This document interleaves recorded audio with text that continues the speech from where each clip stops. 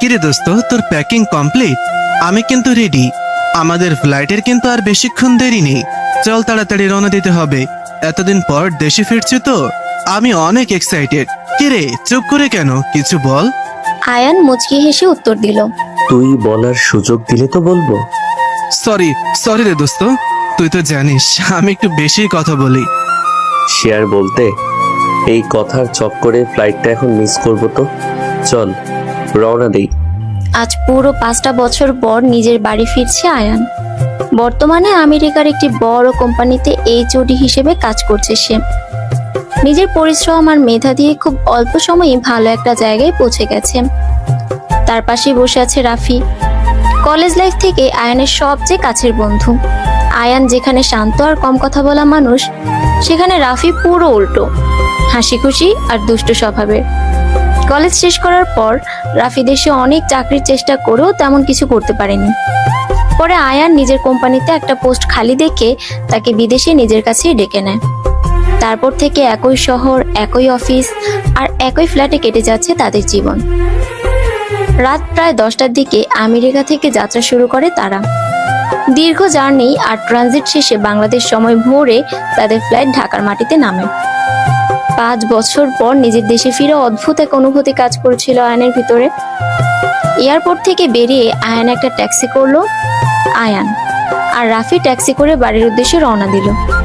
সে কাউকেই বলেনি সে বিদেশ থেকে আজ আসছে। সে আসলে সকলকে সারপ্রাইজ দিতে চেয়েছে। যাওয়ার পথে রাস্তাঘাট দেখে আয়ান চিন্তা করলো, সময়ের সাথে সবকিছু কতই না পরিবর্তন হয়ে গেছে। কিছু সময়ের মধ্যে আয়ান তার বাড়িতে চলে আসে। গেটের সামনে দাঁড়িয়ে আয়ান আর রাফি। আয়ান কলিং বেলে চাপ দিতেই কিছুক্ষণের মধ্যে ভিতর থেকে দরজাটা খুলে যায়। দরজা খুলতে আয়ান দেখে রোকেয়া খালাকে। রোকেয়া খালা হচ্ছে আয়ানদের বাড়ির বহু পুরনো কাজের লোক। রোকেয়া খালা আয়ানকে দেখা মাত্রই চিৎকার করে তার মালকিনকে ডাকে। এই যে ছোট সাহেব, ও মালকিন, দেখো গো কি আইসে, আমাগো ছোট সাহেব আইসে। আয়ান ও রাফি ভিতরে ঢুকে। আয়ান ভিতরে ঢুকে দেখে তার মা উপর থেকে তাড়াহুড়ো করে সিঁড়ি দিয়ে নেমে আসছে। পেছন পেছন তার বাবাও। আয়ানের মা এসে সোজা আয়ানকে জড়িয়ে ধরে এবং কান্নারত স্বরে বলে, বাবা, অবশেষে এলি, অবশেষে ফিরলি তুই। কতদিন পর তোকে বুকে জড়ালাম রে। জানিস, প্রতিটা দিন শুধু তোর ফেরার অপেক্ষায় ছিলাম। একবার তো আমাদের ফোনে জানাতে পারতিস, তোকে না হয় এয়ারপোর্টে পিক আপ করতে যেতাম। আগে থেকে বলে দিলে এভাবে সারপ্রাইজ ধরিয়ে দিতে পারতাম। আয়ানের বাবা সামনে এসে কাঁধে হাত রেখে বলে, কেমন আছিস বাবা? বিদেশ থেকে কি আমাদের একবারই ভুলে গিয়েছিলে নাকি? কোনো তো ঠিক মতো পাওয়া যেত না তোকে। ভুলিনি বাবা, কাজের চাপে একটু, কিন্তু তোমাদের তো সব সময় মনেই ছিল। কাজ কাজ কাজ, কাজের জন্য কি নিজের মাকে এতদিন দূরে রাখা যায়? মায়ের কণ্ঠে জমে থাকা অভিমান আর ভালোবাসা একসাথে মিশে আছে। চোখের কোণে চিকচিক করছে জল। আয়ানও কিছুক্ষণ চুপচাপ মাকে জড়িয়ে ধরে থাকে। মা প্লিজ আর কেঁদো না। দেখো আমি তো এখানে জমিয়ে ভাইয়ের বিয়ে মজা করব। তা সেই মহাশয়া কোথায়? তোর পেছনে। আয়ান পিছনে ঘুরে দেখে তার বড় ভাই আরিফ দাঁড়িয়ে আছে, মুখে দুষ্টু হাসি। কিরে বিদেশ ফেরত হনুমান, এত বছর পর তোর দেশে ফেরার কথা মনে পড়লো? হনুমান?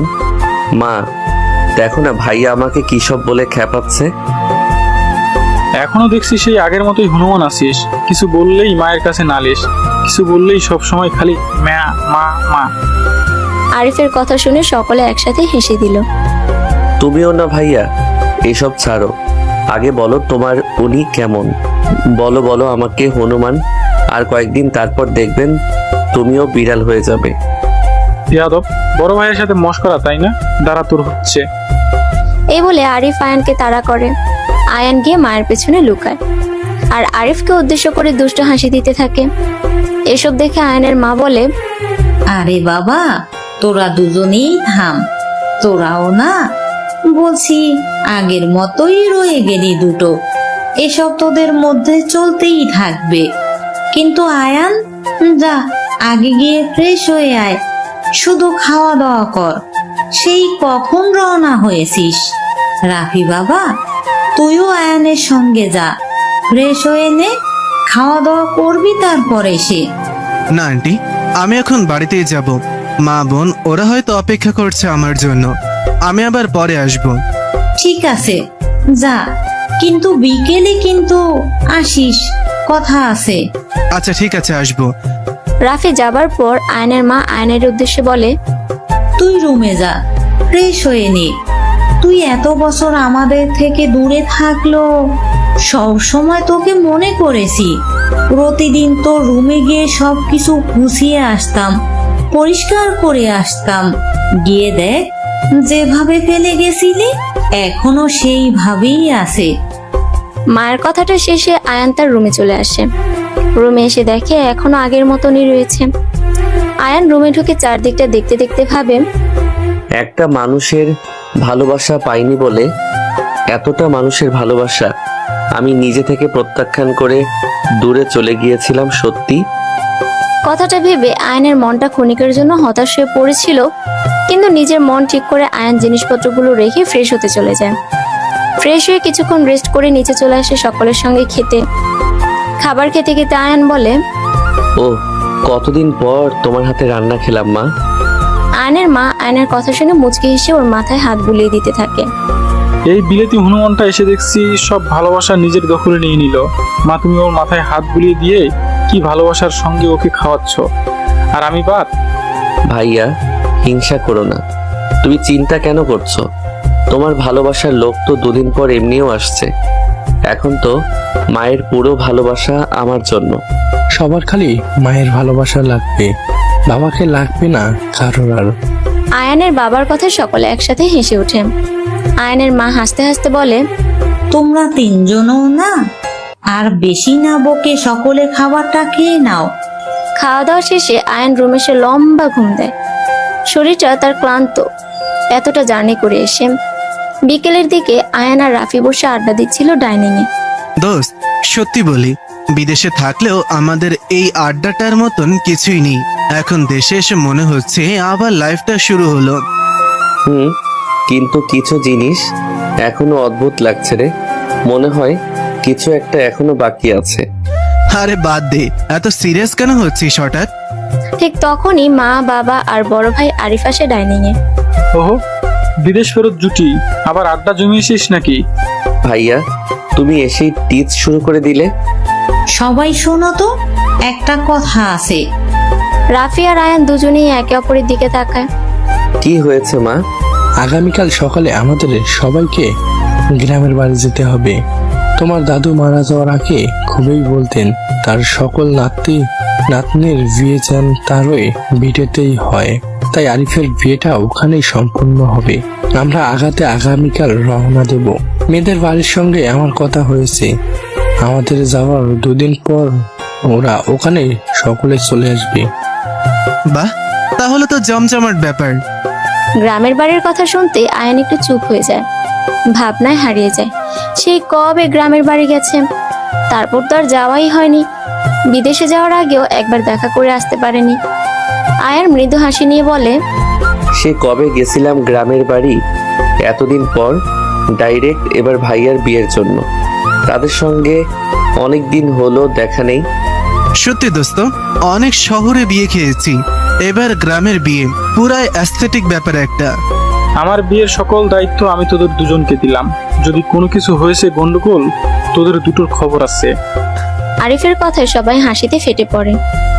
আচ্ছা ঠিক আছে, তাহলে সবাই ব্যাগ গুছিয়ে নাও, সকালেই রওনা দেব। আর রাফি, তোর মা আর বোনকে নিয়ে কালকে চলে আসিস। সকালে সকালে একসাথেই রওনা দেব। ঠিক আছে আন্টি। কথা শেষ হতে সবাই চলে যায়। সমস্ত রকম প্যাকিং কমপ্লিট করে রাতে আয়ান একা জানালার পাশে দাঁড়িয়ে থাকে। বাইরে হালকা বাতাস বইছে। আয়ান ব্যালকনিতে রাখা চেয়ারে গিয়ে বসে। স্নিগ্ধ হাওয়া উপভোগ করতে করতে চাঁদের দিকে তাকিয়ে বলে, আজকে রাতটা কত শান্ত এবং স্নিগ্ধ, ঠিক যেন আমার মনের মতো। আশেপাশে যতই হই হুল্লোড় হোক না কেন, ঠিক যেভাবে আমার মনটা নীরব এবং শান্ত রয়েছে, আজকে রাতটাও ঠিক সেরকমই। তবে এই নীরবতার মাঝেও কেন জানি একটা শূন্যতা রয়ে গেছে। সময় অনেক কিছু বদলে দেয়, কিন্তু কিছু স্মৃতি আছে যেগুলো সময়ের সাথেও পুরনো হয় না। আজ এতদিন পর দেশে ফিরেও মনে হচ্ছে আমার গল্পের কিছু পাতা এখনো অসমাপ্ত রয়ে গেছে। কথাগুলো ভেবে আয়ান মৃদু দীর্ঘশ্বাস ফেলল। তার চোখ তখনও আকাশের উজ্জ্বল চারটার দিকে স্থির।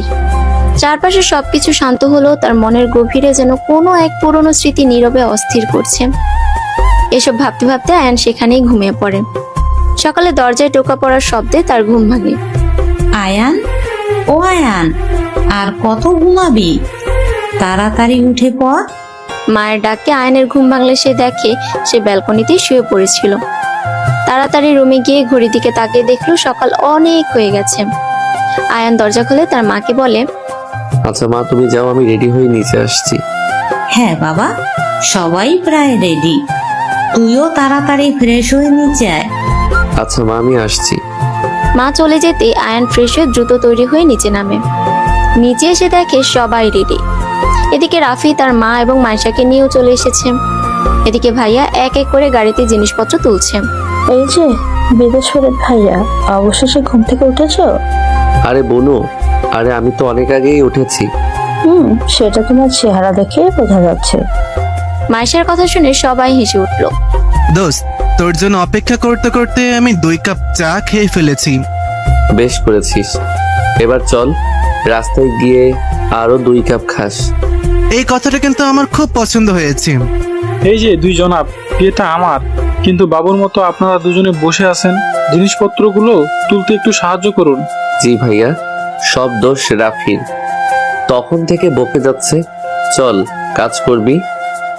আন্টি, দেখেছেন, আমি আসার পর থেকে সব দোষ আমার ঘরে চাপানো হচ্ছে। আচ্ছা আচ্ছা, তোরা আর শুরু করিস না। তাড়াতাড়ি জিনিসপত্রগুলো গাড়িতে তুলে সবাই গাড়িতে ওঠ। অনেকটা পথ যেতে হবে। সবাই গাড়িতে উঠতে শুরু করলো। 2টো গাড়ি যাচ্ছে, একটা গাড়িতে মা, আব্বু আর ভাইয়া, আর একটা গাড়িতে আয়ান, রাফি, মাইশা আর রাফির মা। ভাইয়াদের গাড়িটা আগে ছাড়ে, তারপর আয়ান তাদের পেছন পেছন রওনা দেয়। চলো তাহলে, অনেকদিন পর আবার গ্রামের পথে। আর আমি প্রস্তুত গ্রামের বিয়ের সব মজা লুটে নেওয়ার জন্য। হাসি ঠাট্টার মধ্য দিয়ে অবশেষে 2টি গাড়ি গ্রামের বাড়ির উদ্দেশ্যে রওনা দিল। দীর্ঘ যাত্রার পর অবশেষে 2টি গাড়ি গ্রামের বাড়ির উঠোনে এসে থামলো। গাড়ি থামার আগে বাড়ির ছোট বড় সবাই ছুটে বেরিয়ে আসে। গাড়ি থেকে নামতে সবাই প্রথমে আয়ানের আব্বু মাকে সকলের সালাম করে এবং কথাবার্তা বলে। তারপর সকলে আরিফকে ঘিরে ধরে। কিরে বর সাহেব, বিয়ের আগে এত শুকিয়ে গেছিস কেন? চাচা, বিয়ের টেনশন বুঝবেন না। টেনশন নাকি বিয়ের আগে থেকেই পেরা দিতে শুরু করেছে? কথাটা শুনে চারপাশে হাসির রোল পড়ে। আয়ান একটু মজার ছলে বলে, ভাইয়া দেখছি লজ্জা পাচ্ছে। চুপ কর, তোর পালাও আসবে। আমার পালা আসতে অনেক দেরি। হ্যাঁ, কারণ আগে একটা মেয়েকে খুঁজে পাওয়া লাগবে। রাতের কথায় সবাই আরো জোরে হেসে ওঠে। এই যে বিদেশ ফেরত সাহেব, দূরে দাঁড়িয়ে না থেকে আয়, বুকে আয়। তোকে তো চেনাই যাচ্ছে না, সেই কখন ছেলেবেলায় দেখেছিলাম, এখন তো পুরো সাহেব হয়ে গেছিস। সত্যি তাই, আয় আমার কাছে আয়। এই ছোট্ট চাচাকে ভুলে গেলি না? তোমরাও কি বলো না আমি কখনো তোমাদের ভুলতে পারি? এই যে রাফি, তুই বা দূরে দাঁড়িয়ে কেন? আয় এখানে আয়, বুকে আয়। তোদের দুটোর দেখা অবশেষে পাওয়া গেল। যতই তোরা বিদেশ ফেরত হোস না কেন, সব দায়িত্ব এখন কিন্তু তোদের। চিন্তা করো না চাচা, তুমি খালি কাজ দেখিয়ে দাও, আমি আর আয়ান সব চুটকেতেই করে দেব। তখনই মেজো চাচার চোখ পড়ে রাফির বোন এবং মায়ের ওপর। মেজো চাচা কাছে গিয়ে তাদের সাথে কথাবার্তা বলে। ঠিক আছে, চলো সবাই ভিতরে চলো। ভিতরে ঢুকে সকলে দাদির কাছে চলে যায়। আয়নের মা, আব্বু এবং রাফির মা তাদের দাদির কাছে গিয়ে সালাম দেয় এবং ভালো মন্দ জিজ্ঞাসা করে। দাদিমা কেমন আছো? এই তো দাদু ভাই, ভালো আছি। মরার আগে ইচ্ছে ছিল যে আমি আমার নাতি নাতনিদের বিয়েগুলো দেখে যেতে পারি। আল্লাহ আমার সেই ইচ্ছেটা পূরণ করতে চলেছেন। আরে দাদি, এসব কি বলছো? তুমি এখনো অনেক বছর আমাদের সঙ্গে থাকবে ইনশাআল্লাহ। বুড়ো মানুষ, তবে আল্লাহ যতদিন রাখেন তোদের সুখ শান্তি দেখে যেতে চাই। কে বলেছে তুমি বুড়ো হয়ে গেছো? আবার বিয়েতে তুমি আমার সাথে সমান তালে মজা করবে। সে তো করতেই হবে, আমার বড় নাতির বিয়ে বলে কথা। দাদি